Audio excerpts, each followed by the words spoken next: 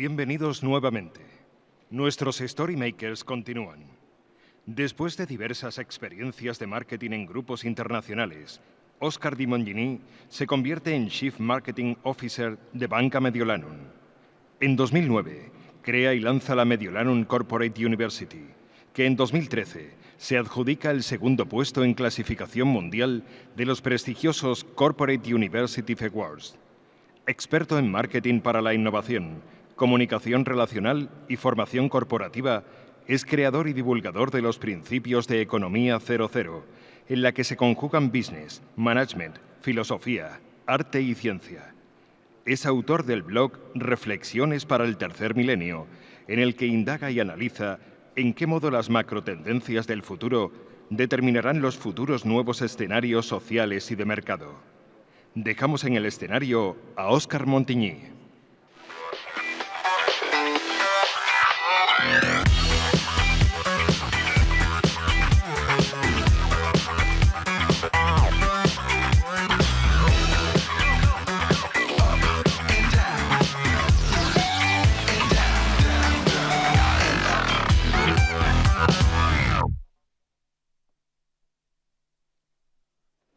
Hallo,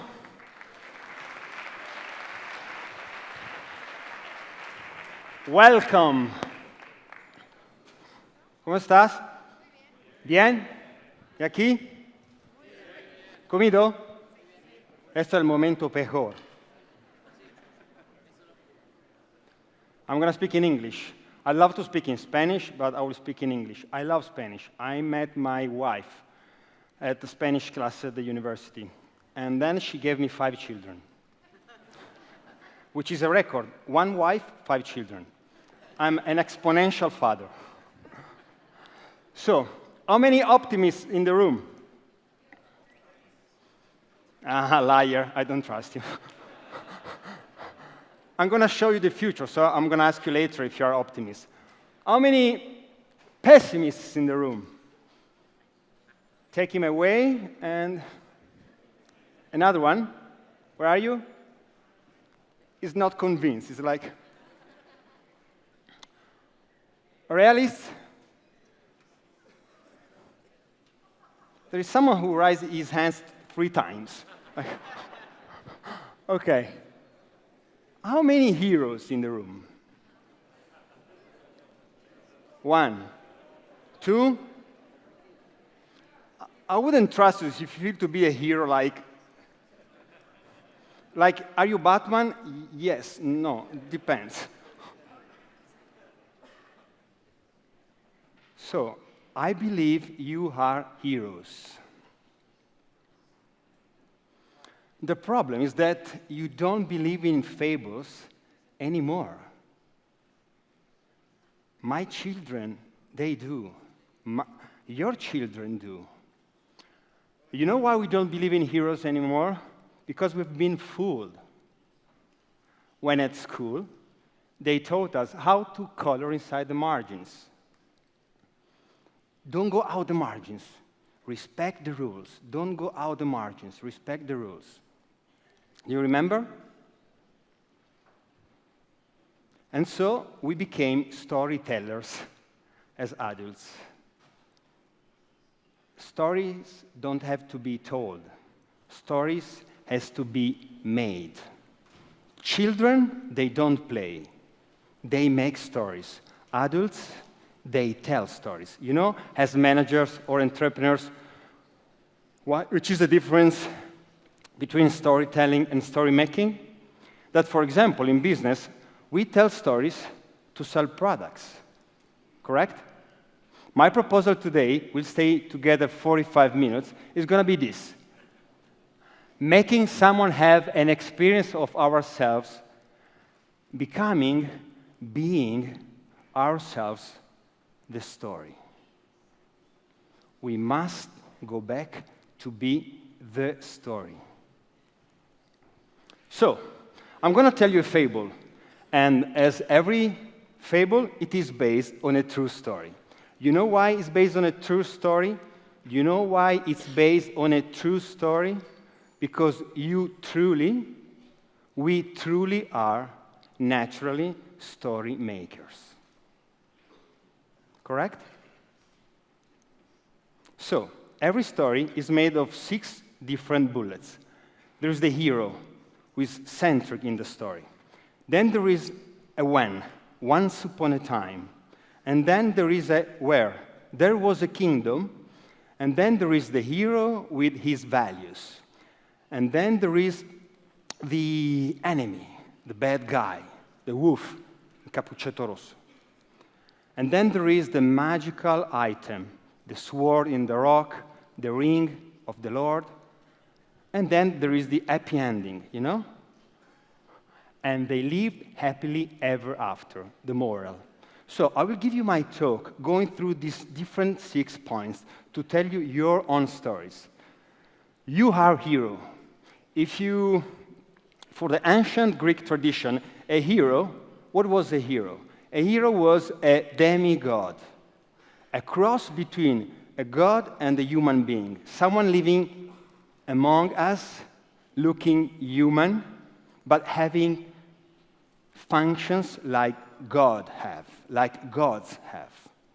And I want to think of you like heroes in this room. If you go on Wikipedia, you will find this description of a hero. A hero is any person who does an extraordinary and generous act of courage which might result in the conscious sacrifice of himself to protect the good of all others. For me, a hero is any person really intent on making this world a better place for all. Today, our world, our planet, our business need heroes. And to be a hero is extremely simple. You must sacrifice. Sacrum facere, to do something sacred. All the heroes, you're going to have a file at your name at the FBI if you want to be a hero. You know why? Because heroes, they think. Think is not something common in our life. It is not. Because small minds discuss people. Average minds discuss events. Great minds discuss ideas. Talking about ideas, thinking is not common. Switch on the television tonight. Read a magazine or a newspaper tonight. You will see how many ideas you will find on it and how many events and facts about people. Think at your office. How many times someone entered your office saying, "Hey, I had an idea," instead of, "Hey, Oscar did something. Oh, do you know what happened?" Never happened that, "Hey, you know, a colleague of mine had a very good idea." Never happened. So, once upon a time, there was a kingdom, the kingdom where we have been living in for centuries, that is going to disappear. Most of the researchers are trying to answer this question. Are we living in an era of changes, or this where we are living in, it's a change of era? Because usually, generation by generation, we go through eras of changes. This one, where we are all living in, is considered by the majority of the researcher, I'm not talking only about finance or economy, any kind of field of humanity, we consider this era a huge era of changes, a big change of era, actually. Why? Because we are changing all the references that we have been based our strategies, our lives, our decisions on for centuries. I'm not talking about your generation, your grandparents, or your grand-grandparents. I'm talking about humankind. Let me give you these examples. Do you believe in governments? If I was going to ask this question to your grandfather, he might have said yes. Maybe not this party, who is leading the country, but yes, I do believe in the government as an institution ready and able to change things. Do you believe in other governments organization? Do you really believe the United Nations are going to solve, for example, the war in Syria? Do you believe it? You don't. Do you believe in religion as the only path to follow? Do you believe in gender? Do you know how many genders they describe at the moment? Tell me a few genders. At least two, you should be easy. Okay, male and females is easy. Do you know how many do we have? 24. 24 different ways to think about sexuality. That's a lot. That's interesting. Try to tell it to your grandfather. Hey, granddaddy, 24 different ways to mix.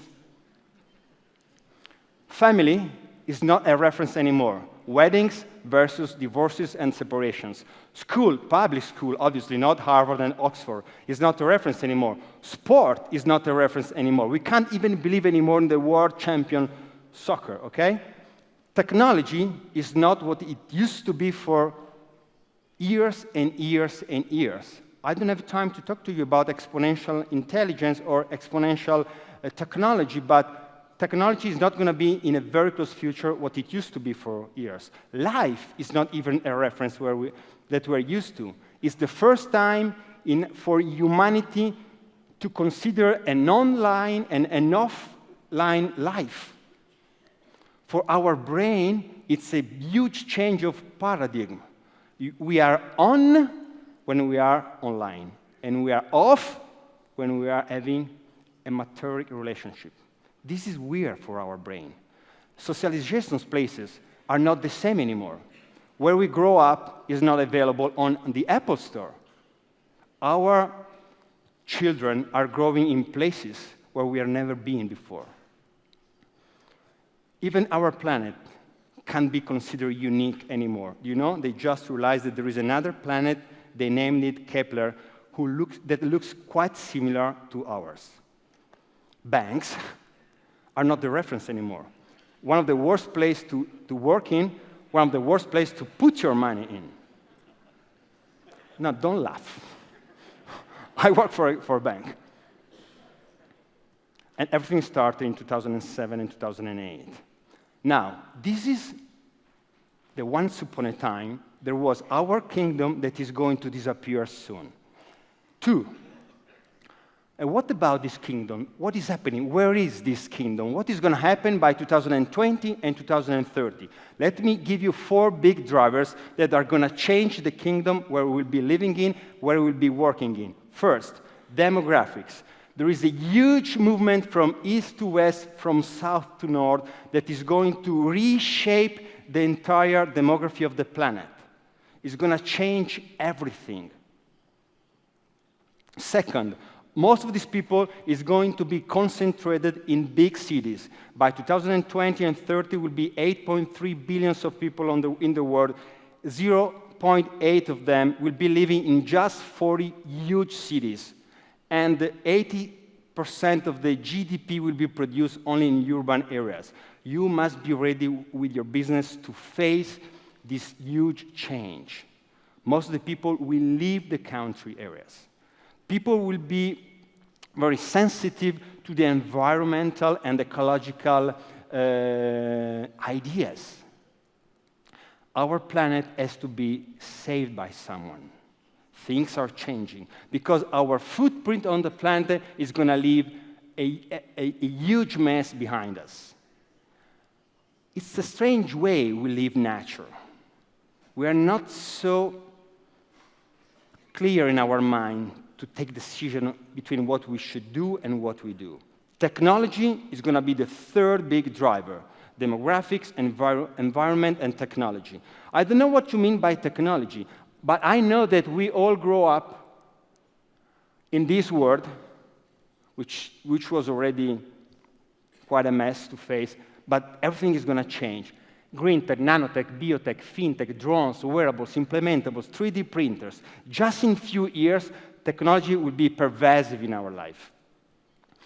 And we are not ready, because in Union Square in New York, people have to be told by the municipality, be careful when you cross the street. Don't look at your Facebook update. You were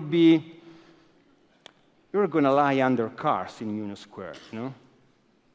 And if you live in a building on the 5th Avenue and there is a fire going on, don't tweet to take a snapshot of you, to post it on Instagram if there is a fire. Just leave. Our brain is not ready. You might laugh, but this is reality. Technology is going to reshape our cities. We are in China here. It's coming. So, what do you do? What could you do, and what is stopping you? That means what you will have to work on. You have 7 big constraints in your company. First, our legacies are constraints. We must change our legacies in the company. Second, our organizational assets has to be redesigned totally. Third, our project's master plan has to be rethought totally. Fourth, our budget has to be reallocated in a totally different way to face the future. Fifth, the way we use our time has to be totally reallocated. Sixth, our culture has to change. Legacy, assets, projects, budget, time, culture. This is what we have to face. But basically, the 7th constraint is people. We have to change because behind these 6 constraints, there are people. What I feel, what I see doing my researches is that we don't have the right perception of the risks that we will have to face very soon. We don't have enough familiarity with technology. Did you ever wonder why on your remote control of the television you have like 30 buttons you don't use? It's the same for you? We resist when there is time to change. I know that on our books, page 1, change, change, change, change. But when it's time to change, no one want to change really. And then we feel fears. We must face our fears for the future because this is the only possibility we have. Because at the same time, we are the problem, but we are extremely lucky because we are the solution. You are the solution. The reason why I came here is also for my children. We must prepare a world for our children which is much, much, much better than today. When I was in Tokyo last year, I was invited by Philip Kotler, who is I think you know Philip Kotler, is the guru of the modern marketing. I had to give a talk at one of his events, was the World Marketing Summit in Tokyo.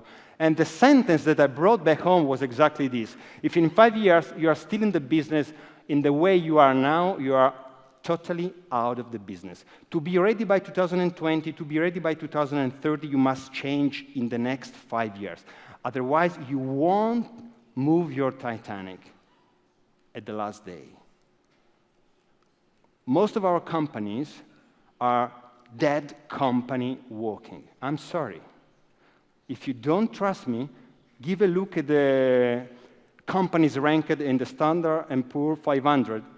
All the companies that entered the list in 1958, they stayed in the list, the average time was 61 years. Those entering in the 80s was 25 years. Those companies that entered in between the 2005 and 2012, only 18 years. By 2030, most of the companies today ranked in the list of Standard & Poor's won't be there anymore. What about yours? But, there is a but. This lady is Tara Gandhi. She is the granddaughter of the Mahatma Gandhi. I had the chance to meet her years ago. We became friends. We share about values, something that I'll be telling you later on today. And she told me one thing, Oscar, when I was a child in the ashram with the Mahatma, the big soul, that's how she called her grandfather, he told me one thing, Tara, speed doesn't make the difference if you go in the wrong direction. In fact, the fourth driver after demographics, after environment, after technology will be ethic, values, and behaviors. This is what is going to really lead the world tomorrow. Ethics, values, and behaviors. Now, back to where are we now? There is a world of references that is going to disappear. It's not going to be the same anymore. People will be people, citizens, children, customers, you can name in the way you prefer. Will be looking for people offering them new references, being new references. So you are extremely lucky because in this huge era of change, you can be one of the new references on the planet. To make business, to make profit, to do no profit, whatever. So, once upon a time there was a kingdom that is going to disappear. There is a world that is going to be redesigned and shaped almost totally. And what about the values of the heroes? Because you are the hero. Anyone intend in making this world a better place for all? Try to consider the values that I'm going to tell you now. There will be 8, 4 couples of 2 values each couple, total 8. Like a wave. Does anybody go surfing? Okay, she does. When you go surfing, When I used to go surfing in California, I remember you need to know where to go along the coast, and that is quite easy to know. It's enough if you ask. Then once you jump in the water, you need to know where to position yourself. You know when you see on television surfers floating on the water, fine, because you need to know where the waves break. And you have to see the spot of waves coming, because waves don't come all the time. They come 6, 7 at a time, and then stop. 6, 7 at a time, then they stop. So you have to see when they're coming, and then you have to choose which of the 6 or 7 waves you want to ride. You must be sensitive. It's exactly the same thing with trends. If you catch the trend at the very beginning, you will ride the entire wave. If you don't catch the trend, you will have to wait, because surfers can't ride the wave if there is already someone else surfing the wave. Otherwise, it's going to be dangerous. You can't jump on the wave anytime you like. It's clear? So, let's go surfing. Let's go surfing. So this is easy for all of us. First couple, crucial and sustainable. Your offer tomorrow to get a vote, to be bought by someone, service or products, doesn't make the difference, has to be crucial and sustainable. People will be very sensitive with whatever would be essential, which is the kind that is missing in this picture. Anyone knows? Red, white, black? You don't know. Coca-Cola invested millions of euros in a new product, Coca-Cola Life, green. Do you know how much they invested in the color red? They even turned Santa Claus from green to red, doing commercials. They're going back. Coca-Cola Life. Why life and not diet and not classic and not zero? Why life? Why is made with stevia, which is a plant, instead of sugar? And once they did it, Pepsi could follow and ride the wave. McDonald's is turning green. Have you seen it? Did you get it? Were you sensitive enough to catch the message behind an experience like this? Toys, plastic, Disney World, into a new experience, little forest, leaves, insects, good food. The menu has changed, but not really the food. And Burger King could follow. They want to make you have a new, crucial and sustainable experience. Look at this. No, nothing to laugh. I'm not taking a position in between Francis or Papa Ratzinger. He had to bring immediately a message of essentiality, cruciality, and sustainability. Immediately, the first day on stage. Second, quick and deep. You will have to be extremely fast, extremely quick. I push a button, I get a service. I don't want to wait anymore. We are the post office in southern Italy here. This is gone. You laugh. There's something already happening down there. That's the way it works. In the future, they won't wait this time. Because if you make them wait, they will tell you in a language. I have 10,000 people follow me on Facebook. Almost 13,000 people follow me on Twitter. If I'm going to post a picture like this, you're going to have a trouble, at least with few customers. But you will have to go deep, not being superficial. Quick doesn't mean superficial. All the big data is based on this. You will have to know as much as you can about your customers. Just to give you a benchmark, I don't know how many clusters you have in your company, how much you use big data already, but let me give you a benchmark. Do you know Netflix? Do you? Do you know how many clusters of customers Netflix have? 45,600 and something. Okay? That's a benchmark. Then, third couple, you will have to be unique and universal. Crucial and sustainable, quick and deep, unique and universal. In the 80s, in the 90s, the market wanted to be part of the tribe, looking all the same, the way we dressed, the cars we were driving, and so on. Now everything is changing.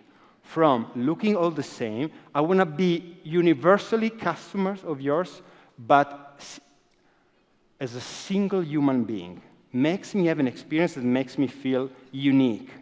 This is exactly what Coca-Cola did in the last 2 years. I know you had the experience of this, right? Do you have it in Spain? Do you? Did you wonder why, or you just bought the bottle of Coke?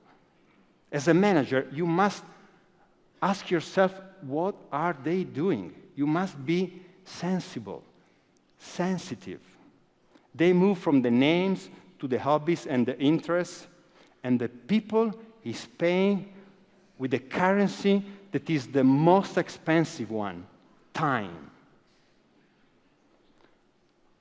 I'm sure that there was someone working in the supermarket in here looking at the lady like this, like, you're going to put everything back, right?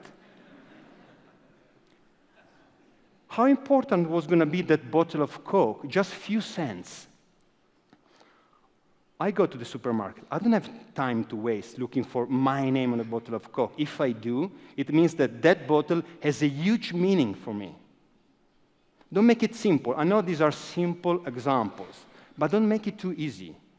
Nutella, Ferrero, they could follow the wave. Pepsi this time could not. Because if they were following them, they were going to show the world universally that they were silver medal. They had to leave the wave. Too late. And the fourth couple, again, once you do it well, you will have the people working for you. 96% of contents posted on the social networks are posted not by companies, but by customers. This is an absolutely politically correct advertising, but it's, fucking cool. It's extremely well done. I can't do that as a marketing manager, but a customer of mine, he can. And it's cool. Fourth couple, trust and sharing. I know that you know that we just entered the new sharing economy. Cars, Airbnb, but what's behind it? In this epoch, we have to know that nothing can be hidden anymore. Nowhere. Everything is public. So you have to play public. What about the name of your company on the Google search? What appears? What about your name, personal name, that you are leading the company, or that you are an important manager of the company? What about the people working in your company? What do they have at their names in Google? I don't like it, but this is going to be the truth for the next decades, talking about companies, managers, entrepreneurs. You must take care of it, because the next currency will be reputation, will be transparency.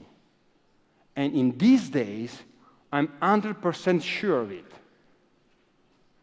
No more trust, no more business. I'm driving an Audi car. I want to change my car now. I want to change my car now. Are you selling cars?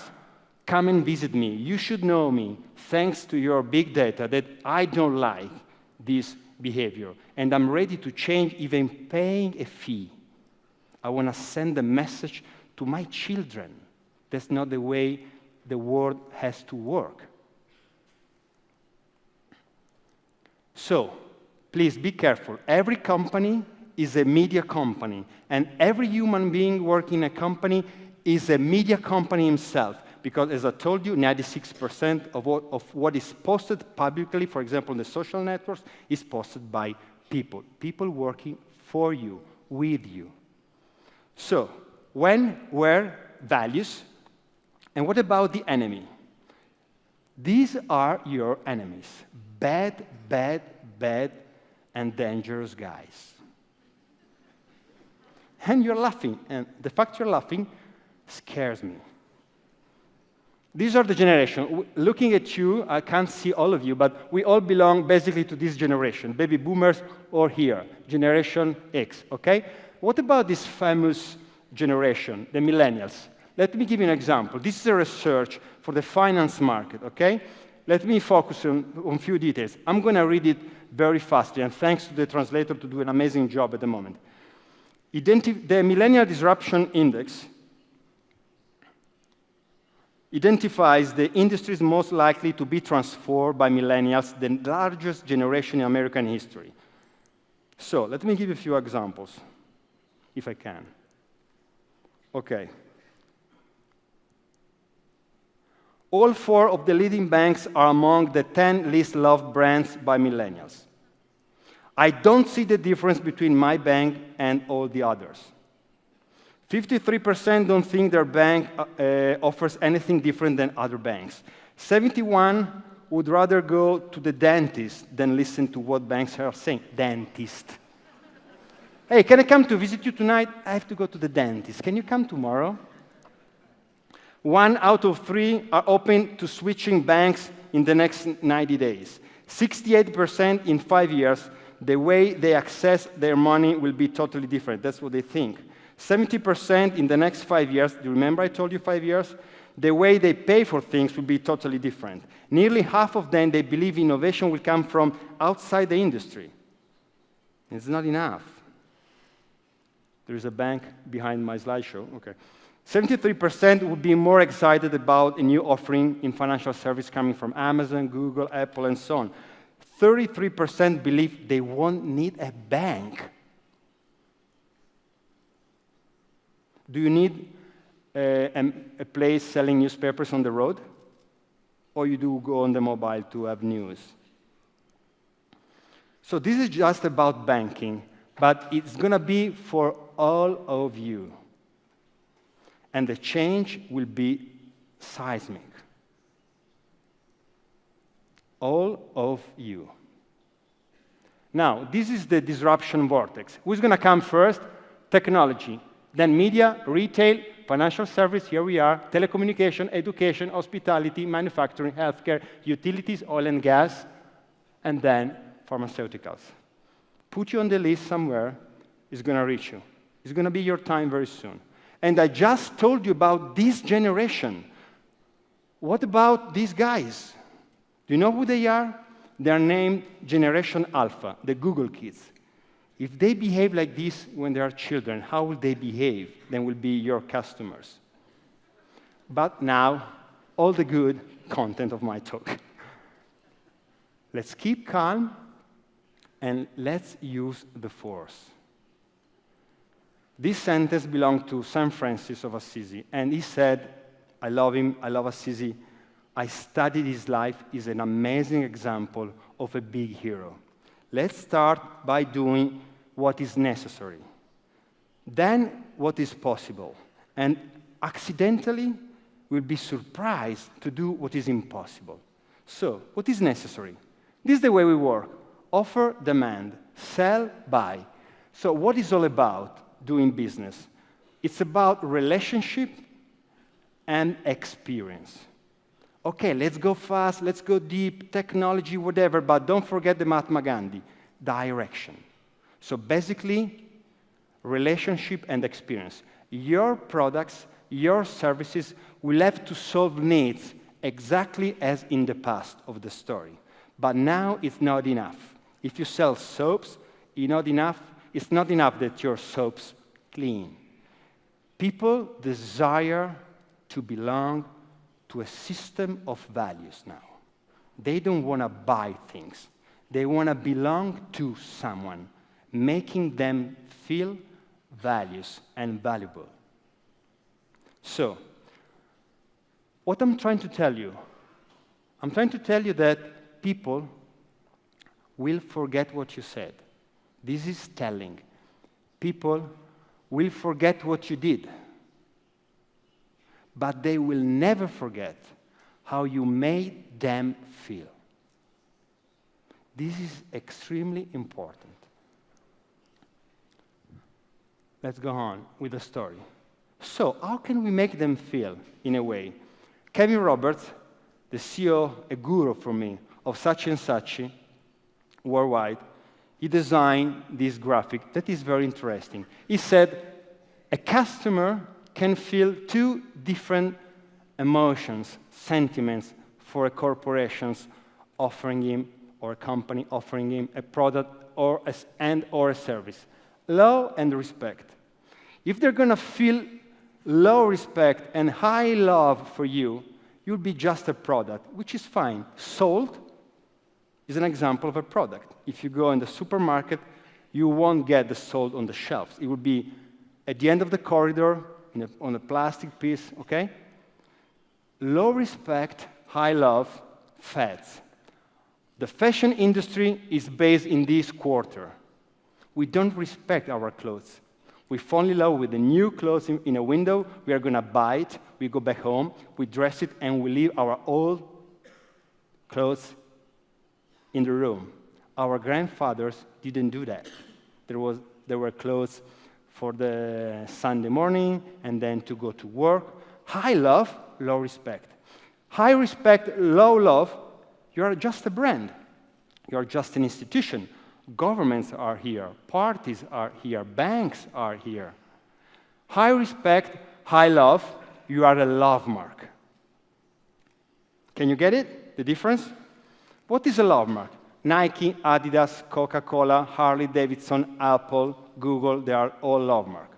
So as a marketing manager, I'm paid to bring my brand, to go up, to make my brand a considered brand, and then a preferred brand, and then possibly a must-have brand, something that everyone wants to have at any price, at any time, at anywhere. But, and this is my personal but, a piece of the idea of Economy 0.0, you cannot sell someone something he doesn't need physically unless he needs it psychologically.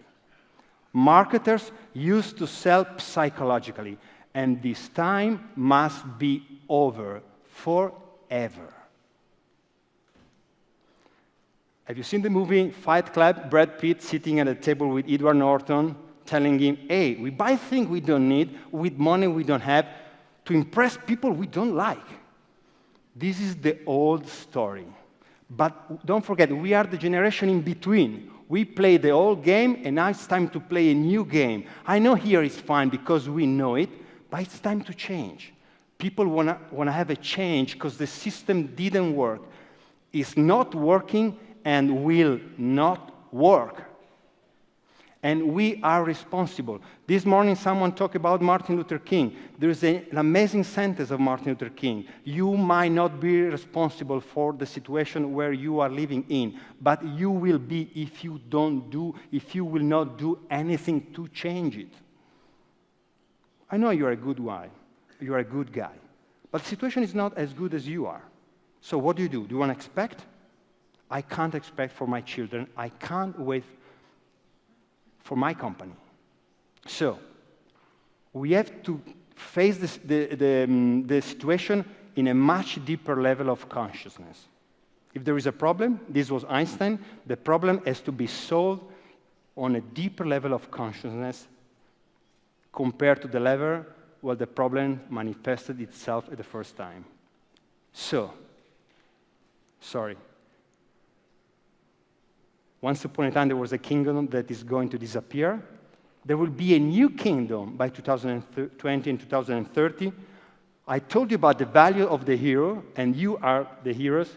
I told you about the enemy that we don't see as an enemy, but they are. And what about the most interesting part of the story?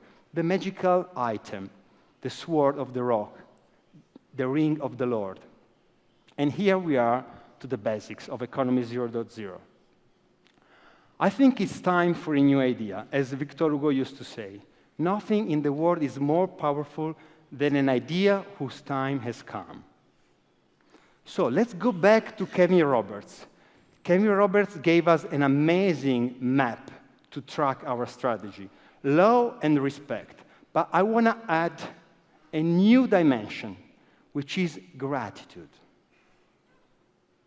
Love is fine, respect is fine, but I want to add a new third dimension. When you have two dimensions, the relationship with your customer and the experience with your customer will be flat, because two dimensions make a plane. If you add a third dimension, then you enter in the solid world. And we all want a solid relationship with the market. And I will explain you now why. You want to have a client like this, because gratitude is going to make the difference in your strategy. Go back home tonight. I hope that in the Spanish vocabulary is going to sound quite similar to the Italian and the English version. Go and look at the word gratitude. Memory of a benefit received and readiness to prove. This is marketing. Memory is brand awareness. And readiness to prove is word of mouth. In a world where 96% of the contents shared in the market are shared by people, the word of mouth, 0.0 super basics of marketing is going to be the point. But the customer has to be grateful. And in a world that we know well, made of capitalism, that is the last reference that we are going to lose soon.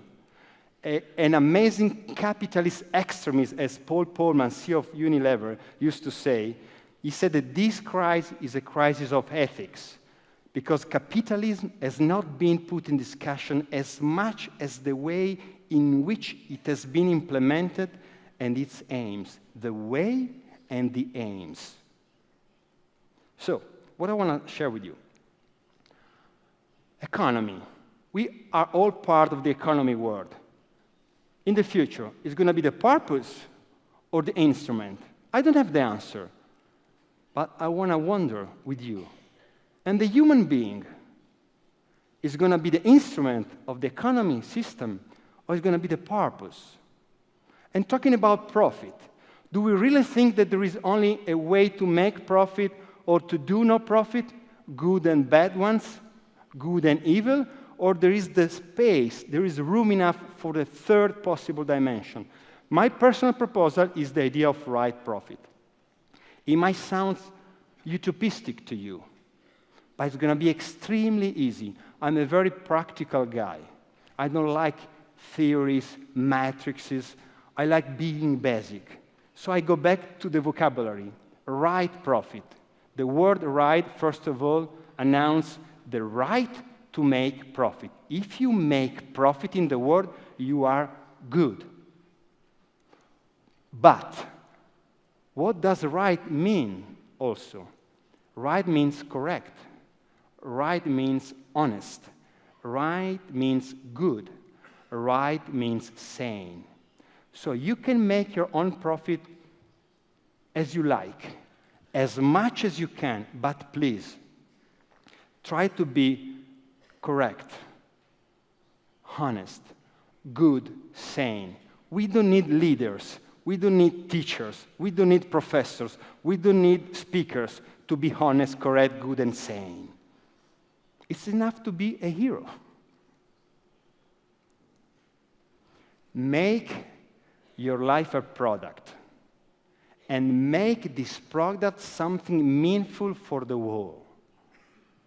This is the idea, this is the magical item, the right product, the right service, the right offer to the market. When you meet a customer, you must fill this space separating you and him, you and her, you and them. And you'll have to solve tomorrow 3 basic necessities, right necessities. For your company, you must make profit. You are paid to make profit. You invested money, if you're the entrepreneurs, to make money. Second, your client will have to be satisfied, old marketing, happy, actual marketing, grateful, future marketing.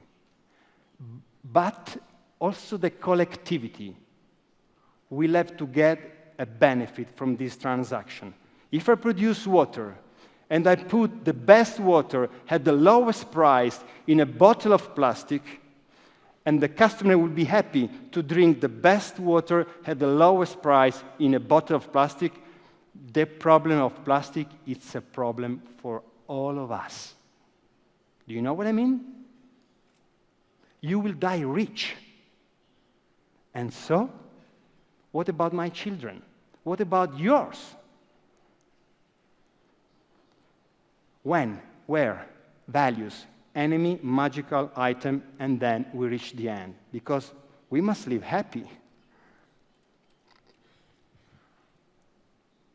This is the hard decision. Do you want to go right? Do you want to go left? Because our mind is not prepared to take a decision. We want to make money, but sometimes we know that we can make money easier and faster if take that if away. There was an interview done by a journalist to Mother Teresa. At the end of the interview, the journalist told her, "I wouldn't do that, even for $1 million. You know what she answered? Me neither. Would you love to have Mother Teresa and you're working for your company? How much would you pay her? The salary. Would you let her write down the strategy of the company? I would like to." So, I believe Economy 0.0, love contains money, not necessarily the opposite. I don't know. I don't have the answer. That's the reason why it also equals. But I feel more confident staying here and making money in a proper way. We are all connected. You must be aware of this. So what is it all about? This is the moral. It's easy. It's 0.0. We are in a world where everyone wants to be the first one to do something 1.0. If you're 1.0, you're like an ancient guy living in a cave, like the Flintstones, right? If you are 2.0, you are cool. If you are 3.0, you are super cool. I want to propose something 0.0. What goes around comes around. Love, which sounds so basic, so common, so banal, is the best currency you have in your hands. There is a huge market. Everyone wants to be loved. Everyone wants to offer love. As much as you give, as much as you have back. Return on investment, ROI. What goes around comes around. What goes around comes around. And it doesn't make a difference if you are B2B or B2C, because today, almost 8 billion of people in the world, we are all connected. So whatever you do, it's business to the world. It's business to the world. The end of the moral is exactly this. Tomorrow, you will meet eyes that will look at you as you deserve. The world will be a mirror of your company, will be a mirror for yourself. So, this is Economy 0.0. Please, always be yourself. Unless you can be a hero. In that case, be a hero. Thanks.